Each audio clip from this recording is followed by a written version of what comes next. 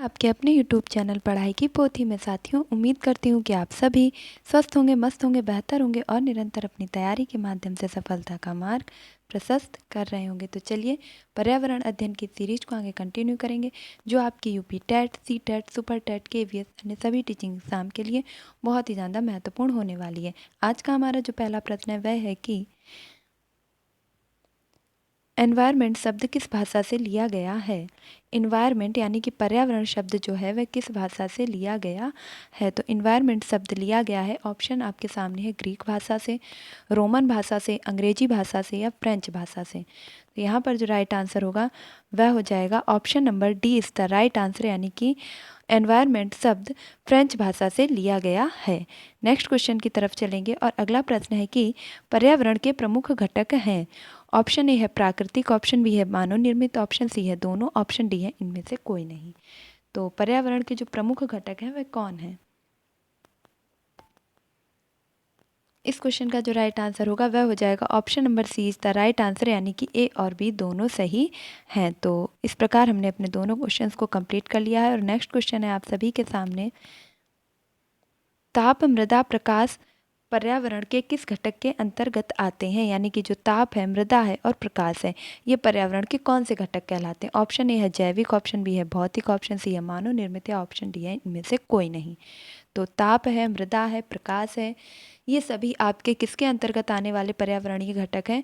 तो इस क्वेश्चन का जो राइट आंसर होगा वह हो जाएगा option number B is the right answer, यानी कि ये सभी भौतिक घटक के अंतर्गत आने वाले संसाधन हैं। नेक्स्ट क्वेश्चन देखेंगे और अगला प्रश्न है आप सभी के सामने स्क्रीन पर, पर्वत, पठार, मैदान, घाटी पर्यावरण किस क्षेत्र के अंतर्गत आते हैं। पर्वत, पठार, मैदान, घाटी और जो है ये सभी चीज़ें पर्यावरण के किस क्षेत्र के अंतर्गत आती हैं। ऑप्शन ए है स्थलमंडल, बी है जलमंडल, सी है वायुमंडल, डी है जैवमंडल। तो जलमंडल में आपके तालाब है, नदियां हैं, समुद्र है और ये सभी पारिस्थितिकी तंत्र आ जाएंगे। और वायुमंडल के अंतर्गत आपके कौन आएंगे, जैसे आपके पवन वगैरह हैं, ये सभी किसके अंतर्गत आएंगे, वायुमंडल के अंतर्गत।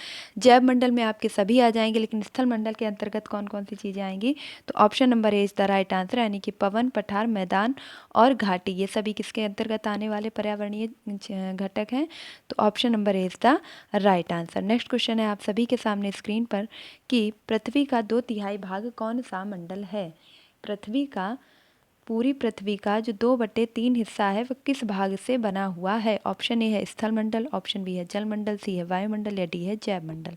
तो यहाँ पर राइट आंसर क्या होगा कि पृथ्वी का जो 2/3 हिस्सा है वह किससे बना हुआ है। तो आपका सही उत्तर हो जाएगा option number B is the right answer, यानी कि जलमंडल से घिरा हुआ है। यानी कि 100 का आपका कितना 2/3, तो कितना हो जाएगा लगभग 66 पॉइंट से ज़्यादा आएगा। तो 66% से भी ज़्यादा लगभग आपकी कौन सा भाग है, तो जलमंडल से घिरा हुआ है। नेक्स्ट क्वेश्चन देखेंगे और अगला प्रश्न है आप सभी के सामने, धूल के कण व जल वाष्प किस मंडल में पाए जाते हैं।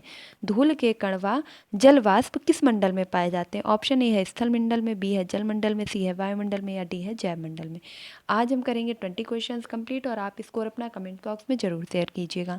तो यहाँ पर जो राइट आंसर होगा कि धूल के कण और जल वाष्प किस मंडल के अंतर्गत आते हैं। तो यहाँ पर राइट आंसर होगा आपका option number C is the right answer, यानी कि धूल कण और जल वाष्प ये सभी किसके अंतर्गत पाए जाएंगे, वायुमंडल के अंतर्गत। नेक्स्ट क्वेश्चन है आप सभी के सामने कि निम्नलिखित कथनों पर विचार कीजिए। निम्नलिखित कथनों पर विचार कीजिए। ऑप्शन ए है पर्यावरण के लिए आसपास पड़ोस शब्द का भी प्रयोग किया जाता है। यानी जो पर्यावरण है इसके लिए हम आसपास या पड़ोस शब्द का भी प्रयोग कर सकते हैं। क्या ये बात सही है। ऑप्शन बी है आपके सामने, स्थल मंडल खनिजों का प्रमुख स्रोत है। यानी खनिज हमें मुख्य रूप से स्थल मंडल से ही प्राप्त होते हैं। ऑप्शन सी है आप सभी के सामने, जैव मंडल जीवन के लिए अनुकूल परिस्थितियां प्रदान करता है। जैव मंडल जीवन जीने के लिए अनुकूल परिस्थितियां प्रदान करता है। ऑप्शन डी है पारिस्थितिकी तंत्र प्रकृति की क्रियात्मक इकाई है। यानी कि जो प्रकृति की क्रियात्मक इकाई है वह पारिस्थितिक तंत्र के अंतर्गत शामिल होती है। तो यहाँ पर आपका सही उत्तर क्या होगा?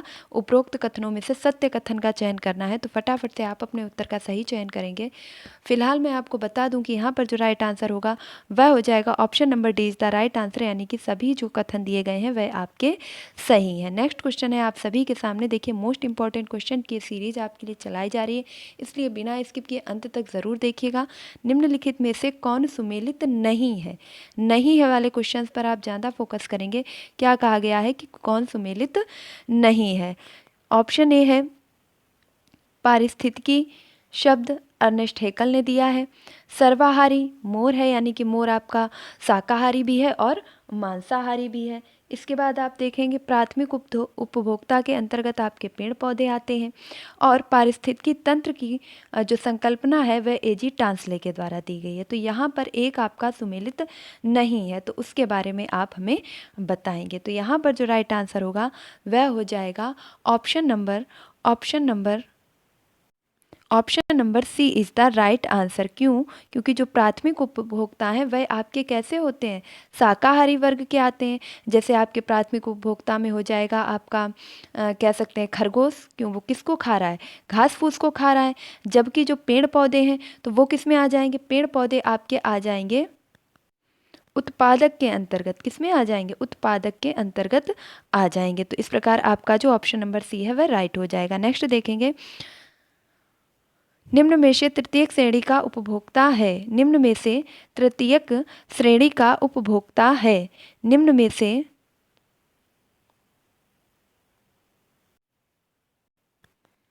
ऑप्शन आपके सामने है बकरी, बी है सांप, सी है मेढक और डी है बाज। तो इनमें से कौन सा आपका तृतीयक श्रेणी का उपभोक्ता है? तो यहाँ पर जो राइट आंसर होगा वह हो जाएगा option number D is the right answer, यानी कि बाज आपका तृतीयक श्रेणी के उपभोक्ता के अंतर्गत आएगा। नेक्स्ट देखेंगे और अगला प्रश्न है आप सभी के सामने स्क्रीन पर। वे जीव जो मृत जीव से कार्बनिक पदार्थों को साधारण भौतिक तत्वों में अपघटित कर देते हैं कहलाते हैं। सीधा सा आप समझ सकते हैं कि जो मृत शरीरों को कार्बनिक पदार्थों में क्या कर देते हैं? भौतिक तत्वों में अपघटित कर देते हैं, उन्हें क्या कहते हैं? ऑप्शन ए है अपघटक, बी है सर्वाहारी, डी है तृतीयक उपभोक्ता और द्वितीयक उपभोक्ता। आप सही से अपना उत्तर जो है चयन कर लेंगे। यहाँ पर जो राइट आंसर होगा वह हो जाएगा option number A is the right answer, यानी कि उन्हें अपघटक की श्रेणी के अंतर्गत रखा जाता है। नेक्स्ट क्वेश्चन देखेंगे और अगला प्रश्न है आप सभी के सामने स्क्रीन पर कि अगर पौधों को खरगोश खाता है, खरगोश को सांप और सांप को मोर खाता है, तब सबसे कम ऊर्जा किसको प्राप्त होगी?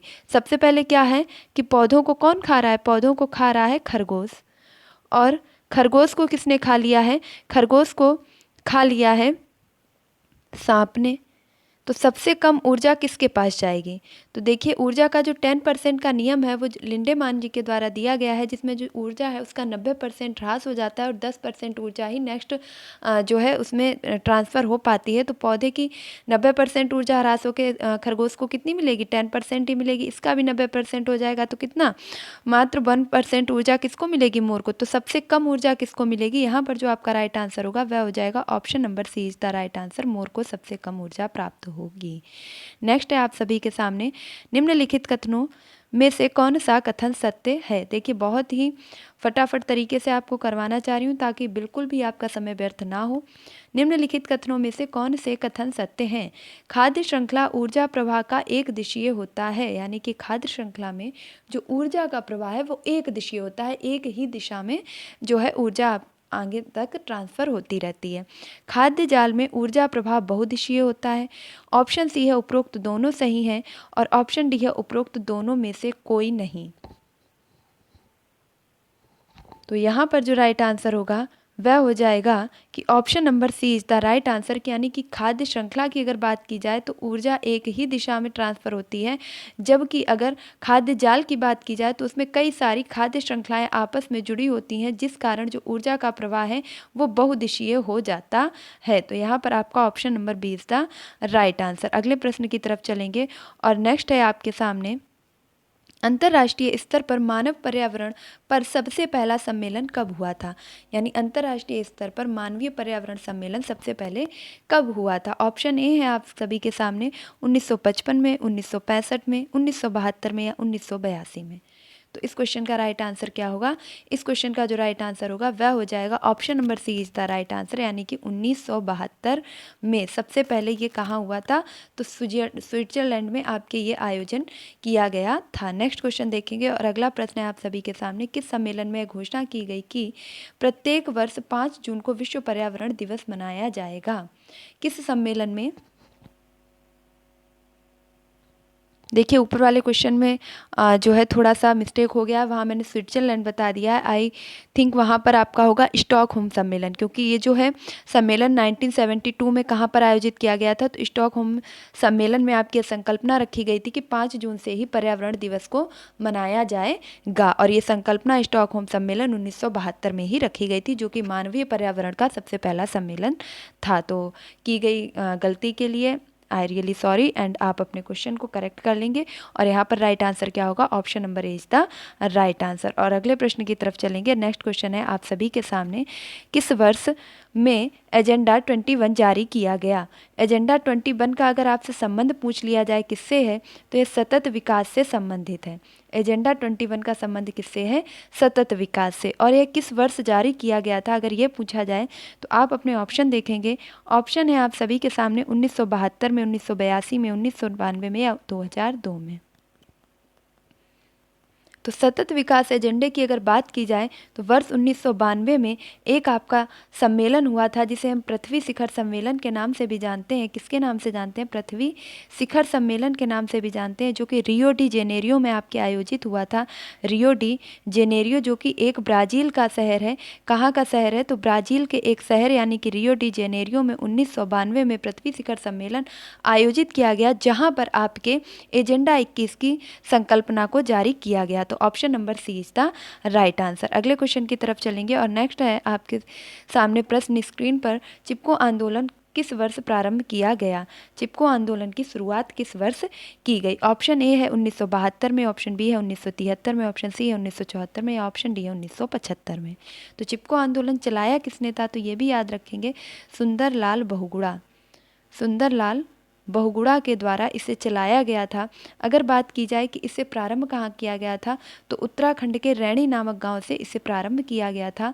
उत्तराखंड के रैणी नामक गांव से इसे प्रारंभ किया गया था, जिसमें गौरा देवी का प्रमुख योगदान रहा है। जिसमें किसका प्रमुख योगदान रहा है? तो गौरा देवी इस आंदोलन से मुख्य रूप से जुड़ी हुई हैं। और यह शुरुआत कब की गई थी? तो यहाँ पर जो आपका राइट आंसर होगा वह हो जाएगा option number B is the right answer, यानी कि 1973 में सुंदरलाल बहुगुणा जी के द्वारा। Option number B is the right answer, Sunderlal Bahuguna ji के द्वारा चिपको आंदोलन प्रारंभ किया गया था। नेक्स्ट क्वेश्चन देखेंगे और अगला प्रश्न है आप सभी के सामने स्क्रीन पर, पर्यावरण संरक्षण हेतु अपिक्को आंदोलन किस राज्य में चलाया गया? तो अपिक्को आंदोलन से तो पहले आप ये याद रखेंगे कि ये चलाया किसने था? तो पांडुरंग हेगड़े। पांडुरंग हेगड़े जी के द्वारा ये आंदोलन चलाया गया था, जो कि चिपको आंदोलन की तर्ज पर ही चलाया गया था। जब चिपको आंदोलन उत्तराखंड में चलाया गया, उसी की तर्ज पर पांडुरंग हेगड़े जी के द्वारा, यहाँ पर आपको ऑप्शन दिए गए हैं, महाराष्ट्र में चलाया गया, उत्तर प्रदेश में चलाया गया, केरल में चलाया गया है, कर्नाटक में चलाया गया। तो यहाँ पर जो राइट आंसर होगा वह हो जाएगा option number A is the right answer, यानी कि महाराष्ट्र में आपके पांडुरंग हेगड़े जी ने चिपको आंदोलन की तर्ज पर ही कर्नाटक में आपके इस आंदोलन को चलाया गया था। नेक्स्ट देखेंगे, अगला क्वेश्चन है आप सभी के सामने, बाबा आमटे और मेधा पाटेकर। बाबा आमटे और मेधा पाटेकर का संबंध किस आंदोलन से है? बाबा आमटे और मेधा पाटेकर का संबंध किस आंदोलन से? ऑप्शन ए है नर्मदा बचाओ, बी है गंगा स्वच्छ अभियान, सी है चिपको आंदोलन और डी है अपिक्को आंदोलन। तो अभी अभी हमने देखा अपिक्को आंदोलन, पांडुरंग हेगड़े कहाँ? कर्नाटक से इन्होंने इस आंदोलन को प्रारंभ किया था। वृक्षों के जो है साथ चिपक करके कि हमें वृक्षों को नहीं काटने देना है। चिपको आंदोलन सुंदरलाल बहुगुणा ने कहाँ से, तो उत्तराखंड से प्रारंभ किया था। और यहाँ पर जो राइट आंसर होगा कि बाबा आमटे और मेधा पाटेकर का संबंध किससे है, तो इसका राइट आंसर हो जाएगा option number A is the right answer, यानी कि नर्मदा बचाओ आंदोलन से। नेक्स्ट क्वेश्चन आप सभी के सामने है, राजीव गांधी पुरस्कार दिया जाता है, राजीव गांधी पर्यावरण पुरस्कार दिया जाता है। ऑप्शन ए है पर्यावरण के क्षेत्र में अतुलनीय योगदान के लिए विशेष व्यक्ति को, ऑप्शन बी है पर्यावरण के क्षेत्र में अतुलनीय योगदान के लिए किसी संगठन को। देखिए अंतर क्या है, यानी कि अगर कोई व्यक्ति प्रमुख योगदान दे रहा है उसे देंगे, या कोई एक संगठन को देंगे, या ऑप्शन चाहिए आपके सामने किसी एक औद्योगिक संस्था को देंगे। तो आप व्यक्ति को देंगे पर्यावरणीय पुरस्कार राजीव गांधी, या किसी संगठन को देंगे, या आप किसी संस्था को देंगे। तो अब आप अपने उत्तर का चयन करेंगे, या उपयोग में से कोई नहीं। तो यहाँ पर जो आपका राइट आंसर होगा वह हो जाएगा कि राजीव गांधी पर्यावरण पुरस्कार दिया जाता है। Option number C is the right answer, यानी कि पर्यावरण के क्षेत्र में अतुलनीय योगदान के लिए औद्योगिक संस्था को दिया जाता है। और आज का हमारा जो लास्ट क्वेश्चन है वह है कि सुमेलित नहीं है। कुछ दिवस आपके सामने दिए गए हैं, जैसे पृथ्वी दिवस 22 अप्रैल को मनाया जाता है, जैव विविधता दिवस 3 अक्टूबर को मनाया जाता है, विश्व प्रकृति दिवस 22 मई को मनाया जाता है, विश्व संरक्षण दिवस 26 नवंबर को मनाया जाता है।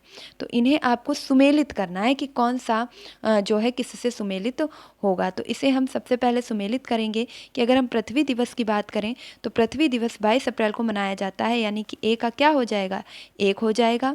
बी की अगर बात करें तो जैव विविधता दिवस आपका 22 मई को मनाया जाता है, यानी कि इसका दूसरा हो जाएगा।